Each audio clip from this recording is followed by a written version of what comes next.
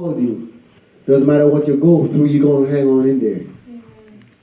You're going to keep coming. And don't just get up and go anywhere. Jesus. You know, and I know. They serving God over there. You know, you've been over there. They just group play games and... It's all right. It's all right. Say it. hanging out, and you know the rest of the story. They call you getting together and hooking up. Yeah, hooking up. That's the word. Some of them churches, they only go to the hook up. It's a bunch of young people. Oh, it's so nice, and so many young people and the praise team and all of this and all that. You know, and your friends told you, you know, they just gathering up. Amen. This is the real place right here. My God. You become who you want to be in life right here. Staying up under this word, up under this leadership right here. Because she ain't going to lead you wrong. Amen. Amen. She's not going to tell you what her mind think. She's going to tell you the right thing. Amen. My God. Stay with the Lord. I don't know why this story comes in my head, but I'm going to tell you. Okay. My youngest sister, she was the most brilliant of us all of the siblings. She passed all of her exam in 10th, 11th grade, flying colors, graduate, everything. All of us, she got the highest mark. She was, wow, beautiful, pretty, promising young lady. What you did with it? Have some babies. She didn't strive to go to college. She didn't strive to get a job until just recently her mother died. She made her just walking up. She didn't have to work. She had a sister in England. They sent her all the pounds. I saw it coming, and I said to her, Charlene, let me tell you something, girl. Put your head to your lesson. Don't have no babies. Get your life together first. And everything that you need, you get, because you're beautiful. No trees growing in your face. So, and men is not running scarce. It's not that bad. Wait. Wait. She didn't wait. I wasn't mad at her when I showed her tough love. Yeah. Don't you know that God's going to show you tough love when you don't listen? Yes. He's going to forgive you. He's going to restore you, but you're going to pay the price. You're still going to be punished for it. Amen. And you're going to know. You're going to know. You're going to know. My God. Tell your neighbor I'm coming out. I'm coming out of my crippling circumstances.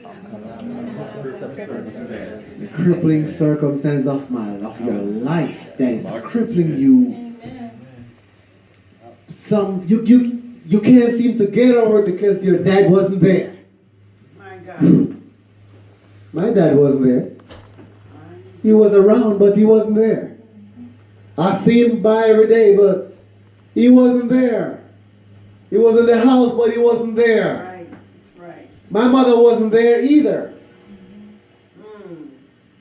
Glory be unto God. My God. I think it made me better today. Amen. Because if I was with them, I'll be somewhere else. Amen. Jesus. Thank God for my grandmother and grandfather who raised me from 9-month baby till I was 19. My God. Get out of the house. Couldn't wait. It's not like today when you got a microwave to cook and you got everything going on, television screen, and everything is just so easy.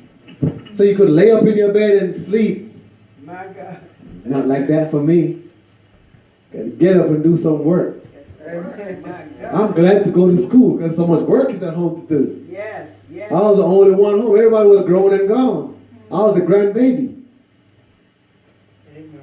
The last baby to her, for my grandma was 5 years older than me. So I'm the baby, they all gone. So everything, the old time people got to get everything done. You gotta sweep that yard, you gotta wash that plate, you gotta cook that food and clean the house and you name it. Not like now, Mama tells her to clean the house when she get back home, it's still dirty. And she ain't said nothing, she just clean it up and keep going. Well, obedience. Obedience. One of the greatest, I said, one of the greatest things you could ever do is to be obedient. When you are obedient, Go ahead. you know what happened to you?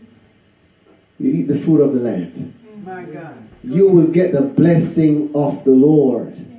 Because you're obedient, not only to your parents, but obedient to God. Because if you can't obey who you see, Go ahead, Bishop. how are you going to obey God who you can't see? Go ahead, Bishop. I just love the Lord. Yes, you love the Lord, but do you love the people around you? Amen. You think you're obeying the word, but are you obeying what the pastor say? Are you obeying what your mother say? Are you obeying what your seniors or people who are over you say? My God. You are crippling your potential. Crippling. My God. Don't cripple yourself. It is like standing on a bridge, jumping off on some rocks and there's no water down there. That's what you do when you disobey. My God. Jesus. It's like taking a suicide jump. Hallelujah, Lord Jesus. Amen. That's what people do. That's what the people that go to church do that don't obey God. My God. Just go there because I was raised and born and raised in the church and I see myself going there, so it's a part of my life to go. But is it a part of your life to live holy? Is it a part of your life to live right? Is it a part of your life to be obedient to the word of God? Obedient to the word of God. My God. Speak, Holy God. Obedient Jesus. to God. My God. The word. So many times Tied up in here. you're told. So many times. And deep down in your heart you want to do the right thing. My God. Deep down in your heart you want to do the right thing. But Paul said, the things I should do, I don't. The things I should not do, that I find myself doing. There's a war going on in your members. And because there's a war going on, we have to know who we are in order to fight this battle. Because it is not yours. You got to give it to God because it's His. You cannot fight with a physical. You can't fight a spiritual battle with a physical. My God. Or with your emotion. Or with your know-how. My God. You have to pray and leave it to God. Talking about anger and crippling. When I was about 17, I found out I had a nasty anger.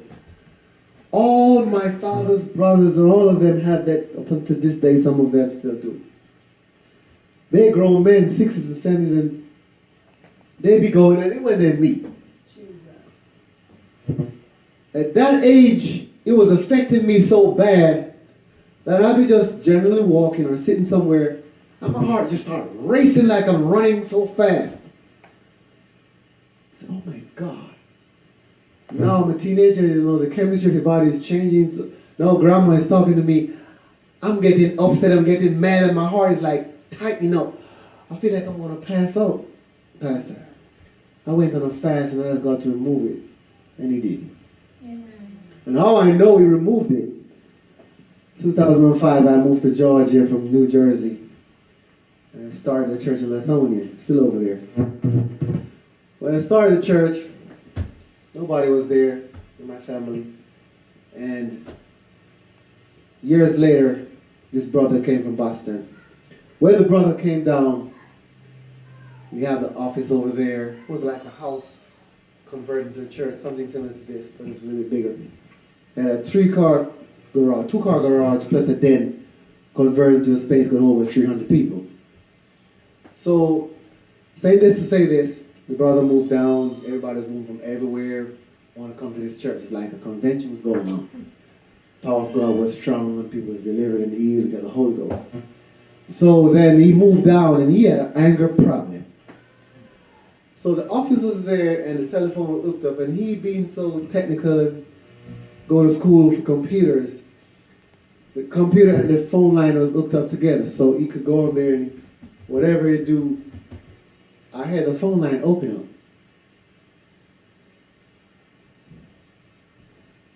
I tipped in the door, I could hear my conversation on the computer. So stopped him from going to the office. Limit his movements. So now he get mad. Grabbed me up one day. I was in another room. Grabbed me up. He's big and strong, so he thought.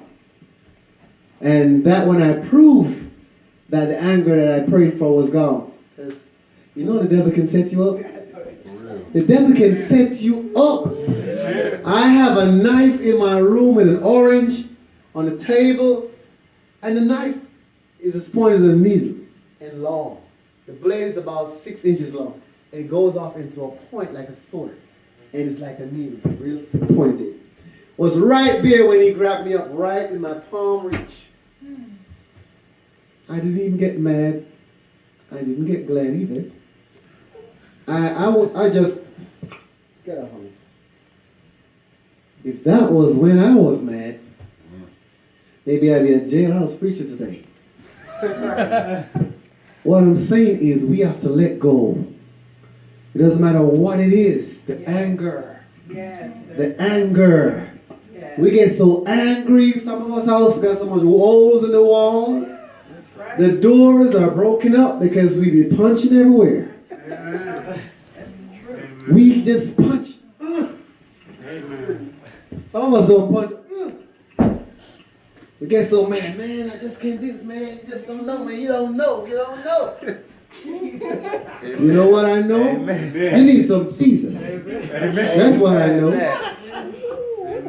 You can't allow your emotions Your emotion, go ahead. to get over you. My God. I know a lot of preachers that fight. Yes. Yes. Go to conference and they knock fists and they repent before they go. Fight. Yes. Got some organizations, worldwide organizations. Now when they go to conference, they knock fists. I said, do they have the Holy Ghost? What do they have? What do they have? Glory be unto God, my God. You cannot allow your flesh and your emotion, because what it is, I'm going to tell you what it is. My God. And for the people that schizophrenia, I'm going to tell you what it is. Some of them are schizophrenia in the church. Amen. They just finished speaking in tongues, and before you know it, ooh, ooh, hold my mule, they about to cuss you out. Amen. It says, I'm saved, but my mouth not saved. Well, you got a problem. Your mouth not saved. Don't tell me about Isaiah. That was a man of unclean lips. He confessed to God. Jesus. And God transformed him with a coal of fire. You can't allow these emotions to override you. The schizophrenia person, what happened to him or her is that the chemicals in his head or her head mixed in the wrong way. Yes, And Lord. it goes like this. I'm talking to you nice. How are you? I'm glad to see you. But what you're seeing, what is happening, the message that's being sent to your mind is saying that I'm attacking you.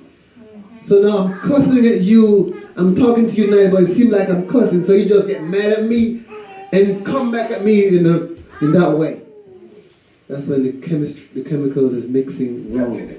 So they have to give you some medication to fix that. I have a stepson that was was schizophrenia.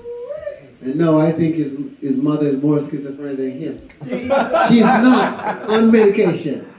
He is, and he's more sober than her. Jesus, my God. In the church. In the church, my God. Our temper.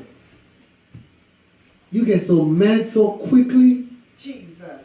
and you snap out of it so quickly. My God. You just, wow. Oh, I'm sorry. I didn't mean to say that. You get it out. You just want to get it off your chest. What's boiling? A lot of people say that, Pastor, I'm sorry. Yes, But they really want to say what's in their heart. that's it. They really want to tell you their mind. Yes. They really want to tell you what's inside. Yes, Lord Jesus. So they tell you anyhow. My God.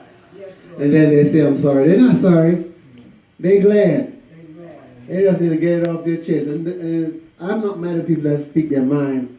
Because I prefer you speak your mind than be grinning your teeth in my face and you're not telling the truth. Amen. Who shall dwell in thy holy hill? Who shall dwell in the house of the Lord? My God. He that have a clean hands and a pure heart. He that putteth not his money to use nor sowing deceitfully. Jesus. He that speaketh the truth in his heart and change it not. My God. Jesus. That's the one. So it's good to speak your mind, but in the right way. You don't have to allow your emotion to take you over the ocean and cause you to be acting or making a fool of yourself. Because all it does is cripple your spiritual walk with God. Don't allow your circumstances to cripple your potential of walking into the supernatural anointing where God is trying to take you. Glad to see you, Pastor and Apostle. Amen. Glad to see you. We're talking about walking in the supernatural anointing. Crippled yet walking. Thank you, Lord. We can allow ourselves, and we got a lot of people in church today, Pastor. Yes. They are walking, they are doing everything. Everything. My God. Prophesying, preaching, teaching, lying, Amen. and the rest of it. Because they know how to do it. My God. But they're not led by the anointing power of God. Come on now. My God. They're led by the know-how that they know how. Jesus. My God.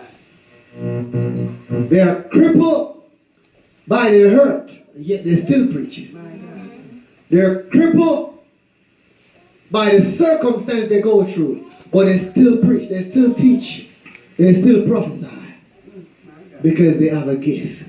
But are you walking into the kingdom of the supernatural? My God. We cannot allow our circumstances to dictate our walk with God, dictate the capability of being free. Mephibosheth was crippled. And hear what he said to the king. Why do you consider me a dog? He put himself down to such a low place because of his circumstances. Don't put yourself down there because that's not who you are. He's not a dog, he is a prince. Yet he sees himself as a dog because of his circumstances. But don't put yourself down there. That's not who you are. And even though he was living in the palace, living among the king, eating from the king's table, he was still crippled.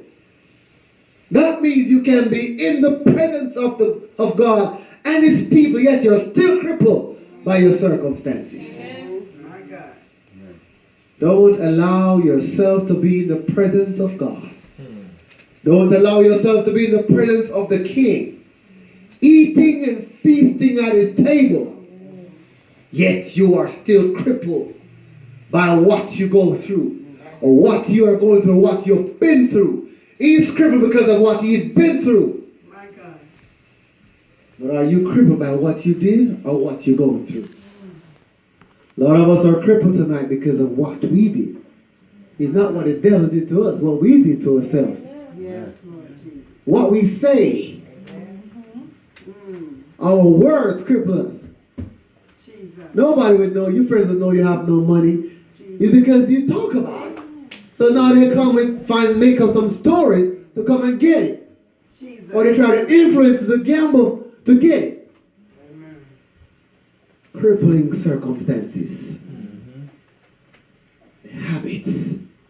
Those are one of them. The habits that we continue to allow ourselves to do from day to day. Cripple you from walking into the supernatural power of who you are.